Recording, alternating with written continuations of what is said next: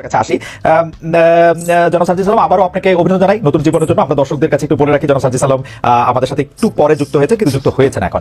নতুন জীবনের জন্য অভিনন্দন জানাই সাজ্জাদ। আমরা খেয়াল করি যে গতকাল বিবিসি বাংলার একটা শিরোনাম ছিল যে ভাঙার ঘোষণা দিয়ে ধানমন্ডি 32 নম্বরে হামলা। তার আগেই আপনার সহকর্মী সহযোদ্ধাও আমরা এরকম বলতে পারি, জনাব Hasnat Abdullah verified Facebook ID থেকে পোস্ট করেছিলেন, আজ রাতে বাংলাদেশে ফেসিবাদের তীর্থভূমি মুক্ত হবে। আপনাদের সহকর্মী সমন্বয়ক ও সরকারি উপদেষ্টা আসিফ মাহমুদ সজীব ভুঁইয়া গতকাল ফেসবুকে পোস্ট করেছেন উৎসব হোক। আগেই ভগ্নস্তূপ হয়ে থাকা 32 নম্বরে বাড়ি ধূলিসাৎ করা যখন শেষ দিকে, তখন আপনার ফেসবুক পোস্ট আবু জাহেলের বাড়ি এখন পাবলিক টয়লেট। আপনার আগে আবার উপদেষ্টা মাহফুজ আলম ফেসবুক পোস্টে ভাঙার চেয়ে গড়ার দিকে মনোযোগ দেওয়ার আহ্বান জানিয়েছেন। গতকালকের 32 নম্বর বুলডোজার অভিযানের ঘটনায় বৈষম্যবিরোধী ছাত্র আন্দোলন ও জাতীয় নাগরিক কমিটির অফিসিয়াল অবস্থান কি ছিল? আপনাদের সমন্বয়কদের সবার অবস্থান আমার কাছে একরকম মনে হয় নাকি আমার এটা বোঝার ভুল? আপনি যদি একটু আমাকে পরিষ্কার করেন। যে যেমন আপনি আসার আগে আমি একটু সামারাইজ করি, জনাব রেজাউল করিম রনি বলেছেন যে এইটা আরো আগেই ভাঙা দরকার ছিল, এটা 5 আগস্ট এটা ভাঙা দরকার ছিল, গতকাল এটা অনেক দেরি হয়ে গেছে। এটা ছিল মোটামুটি ওনার সার্বিক অবস্থান, উনি নিশ্চয়ই আবার পরে বলবেন। জনাব সাজ্জাদ সালাম, আপনার কাছে একটু জানতে। প্রথমেই ভাই দুঃখিত আসলে আমার অনাকাঙ্ক্ষিত ভাবে এখানে যুক্ত হতে একটু লেট হওয়ার কারণে, আর দ্বিতীয়ত আপনাকে অসংখ্য ধন্যবাদ আমাকে শুভকামনা জানানোর জন্য। আমাদের জন্য আসলে দোয়া করবেন আপনারা। আমি যদি বলি আমাদের জায়গা থেকে যে এক্ষেত্রে বৈষম্য বিরোধী ছাত্র আন্দোলন কিংবা জাতীয় নাগরিক কমিটি তাদের জায়গা থেকে যে স্পেসিফিক এই বিষয়ে একটা কোনো অফিসিয়াল স্টেটমেন্ট ছিল বা কোনো একটা অবস্থান ছিল, ব্যাপারটি এরকম ছিল না। ব্যাপারটি ছিল এই যে তীব্র একটা ক্ষোভ। ভাই যে কথাটি বলেছেন সেই জায়গায় আমি সম্পূর্ণ একমত। এই বিষয়গুলো শুধু এটা না, আরো এরকম অনেক তীর্থভূমি রয়েছে আসলে, যেগুলো যে চূড়ান্ত যে আমাদের এই পুরো বাংলাদেশের মানুষের যে ক্ষোভ বা এই বহিঃপ্রকাশ, এটা আসলে 5 আগস্ট কিংবা 6 আগস্ট ওই সময়ে হওয়ার কথা ছিল, হওয়া উচিত ছিল। এটা আসলে অনেক দেরি হয়ে গিয়েছে। কিন্তু আমাদের জায়গা থেকে যদি আমরা বলি, গতকালকে আমরা যেটা দেখেছি, ঘটনাটা এই সময় এসে এভাবে হয়তো প্রত্যাশিত ছিল না, কিন্তু সবচেয়ে বড় কথা হচ্ছে এটা এক সময় প্রকাশিত হওয়ারই কথা ছিল। এবং এই ক্ষেত্রে সবচেয়ে বেশি আমার মনে হয় যে প্রভাবিত করেছে খুনি হাসিনা। যে প্রভাবিত তিনি ওই 15-16 জুলাই করেছিলেন ওই গণভবনে বসে প্রেস কনফারেন্স করে, সেই প্রভাবিত তিনি এখন করছেন ভারতে বসে।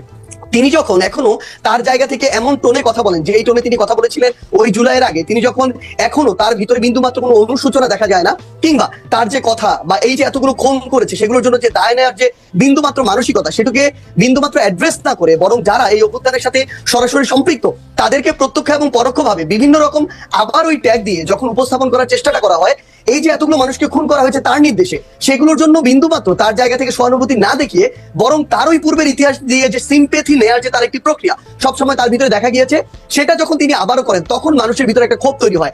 এত বড় একটি হত্যাযজ্ঞ ঘটানোর পরে তিনি যখন নতুন করে আবার ছাত্র সমাজের উদ্দেশ্যে এসে বক্তব্য দিতে চান, তখন মানুষের ভিতরে এই ক্ষোভটা সামগ্রিকভাবে তৈরি হয়। আপনি গতকালকে ওই ভিডিওগুলোতে দেখবেন এখানে কিন্তু কোনো নির্দিষ্ট শ্রেণীর বা পেশার মানুষের কিংবা নির্দিষ্ট কোনো প্ল্যাটফর্মের মানুষের রিপ্রেজেন্টেশন ছিল না, সকলে এই জায়গায় ঐক্যবদ্ধ হয়েছিল যে এই বিষয়টিতে তাদের অবস্থানের ক্ষেত্রে। আমার কয়েকটা প্রশ্ন আছে। আপনি কি কালকে শেখ হাসিনার বক্তব্য শুনছেন? আমি তার বক্তব্যের আংশিক শুনেছি, যে আংশিক ক্লিপগুলো আমি একদমই একাডেমিক জানতেছি কেন শুনছেন? যেমন আমার কোনো শোনার দরকার হয় নাই, আমিও শুনি নাই ভাই, আমার শোনার কোনো দরকারই হয় না, আপনি শুনছেন কেন? তাহলে আমি একটু জানতে চাই। না, প্রথম কথা হচ্ছে যে খুব স্বাভাবিকভাবে আপনি দেখবেন সোশ্যাল মিডিয়ায় যে কোনো বক্তব্যের ইন্টারেস্টিং পার্ট গুলো ক্লিপ আকারে ছোট ছোট 30 সেকেন্ড 1 মিনিটের ক্লিপ আকারে সামনে চলে আসে। এরকম একটি ক্লিপ সামনে চলে এসেছিল যেই জায়গায় ওই ক্লিপটি বিভিন্ন জায়গায় এসেছে, যেই ক্লিপটি আসলে এরকম করে রিপ্রেজেন্ট করছিল যে তিনি আবার ওই আগের আজকে থেকে 6-8 মাস আগে যে কথাগুলো বলে তিনি 16 বছর কাটিয়েছিলেন, সেম সিম্প্যাথি নেওয়ার কথাগুলো তিনি আজকেও দাঁড়িয়ে বলছেন। এবং আপনার কাছে কি সিম্প্যাথি, মানে আপনি কি সিম্প্যাথি ওনার জন্য সিম্প্যাথি পাইছিলেন? আপনি মানে ওনার জন্য সিম্প্যাথি হয়েছিল ওনার বক্তব্য শুনে?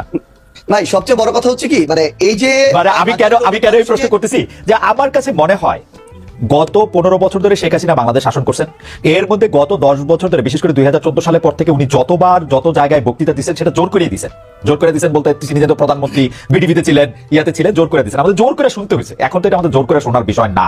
এবং ওনার কি সেই প্রভাব, সেই ইনফ্লুয়েন্স মানে 100 ভাগের 1 ভাগও আছে যে আমরা ওইটার প্রতিক্রিয়ায় গিয়ে আরেকটা কাজ করে আসতে হবে? আপনার কাছে কি মনে হয় জানো সাজেস?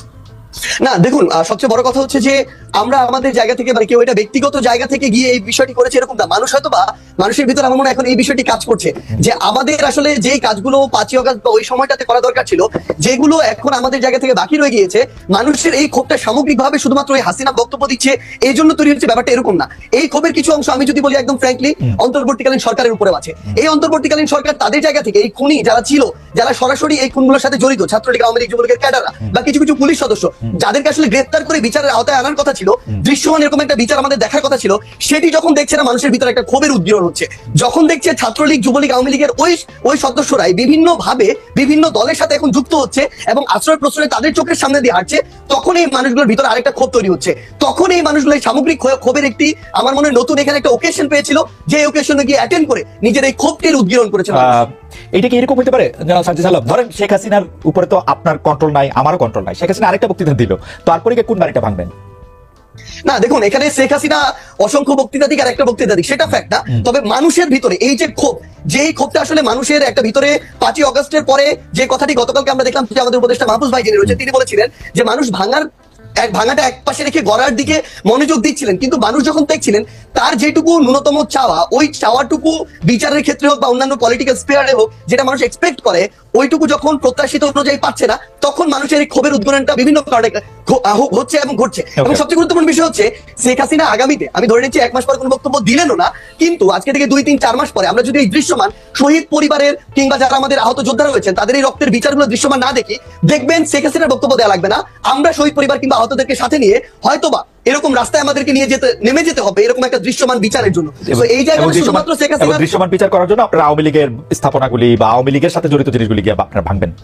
এটা আওয়ামী লীগ না, সবচেয়ে বড় কথা হচ্ছে কি দেখেন, আওয়ামী লীগ বলে এমন কিছু এখানে বিষয়কে নিয়ে আসা হচ্ছে, আওয়ামী লীগের সবাই, আমরা যে স্পষ্ট করে বলি আওয়ামী লীগের যে মানুষগুলো এই বিষয়গুলোর সাথে জড়িত ছিল, হত্যাযজ্ঞের সাথে, খুনের সাথে, ফ্যাসিজমের সাথে, স্বৈরাচারের সাথে, এবং তারা যেগুলোকে সিম্বল এক প্রকার উপাসনালয় হিসেবে তৈরি করে সিম্বলাইজ করে এতদিনের রাজনীতিটা করেছে, মানুষের ক্ষোভ ওই জায়গায়। বাংলাদেশে আমি ধরে নিচ্ছি 20% মানুষ আওয়ামী লীগের সমর্থক ছিল, কই বাকি বাড়িগুলোতে তো গিয়ে হামলা করা হয়নি, ওই সমর্থকদের বাড়িতে গিয়ে কিন্তু হামলা করা হয়নি, কিন্তু এই ধানমন্ডি 32 ওই গণভবন কিংবা এই যে বিভিন্ন ভবনগুলোকে কেন্দ্র করে পুরো একটা উপাসনালয় হিসেবে প্রেজেন্ট করে এই যে রাজনীতি করা হয়েছে, মানুষের ক্ষোভটা ওই জায়গায়। এবং এটা স্পেসিফিক ভাবে দল হিসেবে আওয়ামী লীগ নয়, বরং স্পেসিফিক ভাবে কিছু প্রতিষ্ঠান বা উপাদান যেগুলোকে সামনে রেখে এতদিন আওয়ামী লীগ